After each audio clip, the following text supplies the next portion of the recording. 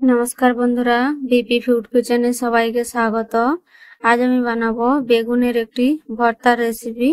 এইভাবে একবার ভর্তা বানিয়ে দেখবেন, খেতে কিন্তু খুবই অসাধারণ হয়। তো পুরো ভিডিওটা দেখতে থাকুন। ভালো লাগলে প্লিজ লাইক এবং চ্যানেলটিকে সাবস্ক্রাইব করে পাশে থাকবেন, কমেন্ট করবেন, শেয়ার করবেন। তো সবার প্রথমে এখানে আমি কড়া গরম করে নিয়েছি, তাতে দিয়ে দিচ্ছি সরষের তেল। তেলটা ভালো করে গরম হলে সামান্য পরিমাণে লবণ আর দিচ্ছি হলুদের গুঁড়ো। এবারে দিয়ে দিচ্ছি এখানে কেটে রাখা বেগুনগুলোকে ভালো করে লবণ হলুদের সাথে একটু মিশিয়ে নিচ্ছি। গ্যাসের ফ্লেমটা এখানে লো রেখে এটাকে ঢাকা দিয়ে দেব 3-4 মিনিটের জন্য। 3-4 মিনিট ঢাকা দিয়ে রেখেছিলাম। এবারে ঢাকাটা খুলে নিয়েছি। দেখুন বেগুনগুলো অনেকটাই কিন্তু নরম হয়ে গিয়েছে।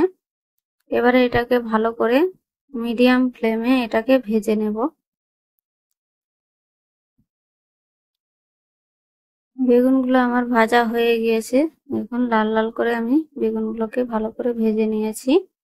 এবার আমি উঠিয়ে নিচ্ছি। ওই কড়াতেই আরো কিছুটা পরিমাণ তেল দিয়ে দিলাম। এবারে তেলটা গরম হলে দিয়ে দিচ্ছি এখানে পেঁয়াজ কুচি। পেঁয়াজটাকে ভালো করে ভেজে নেব। পেঁয়াজটা আমার কিছুটা ভাজা হয়ে গিয়েছে। এবারে দিয়ে দিচ্ছি এখানে আদা রসুন থেতো করে রেখেছিলাম আর কাঁচা লঙ্কা কুচি। সবগুলোকে একসঙ্গে ভালো করে লাল করে ভেজে নেব।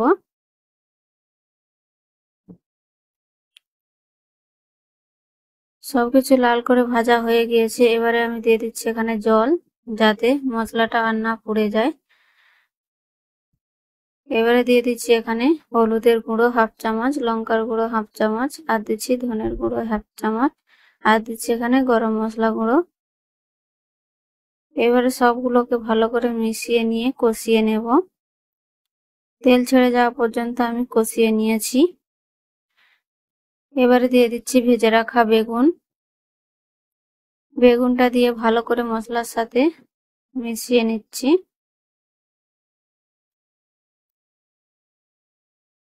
এবারে দিয়ে দিচ্ছি এখানে স্বাদ মতো লবণ। এবারে ভালো করে ভাজা ভাজা করে নেব আর মিশিয়ে নেব।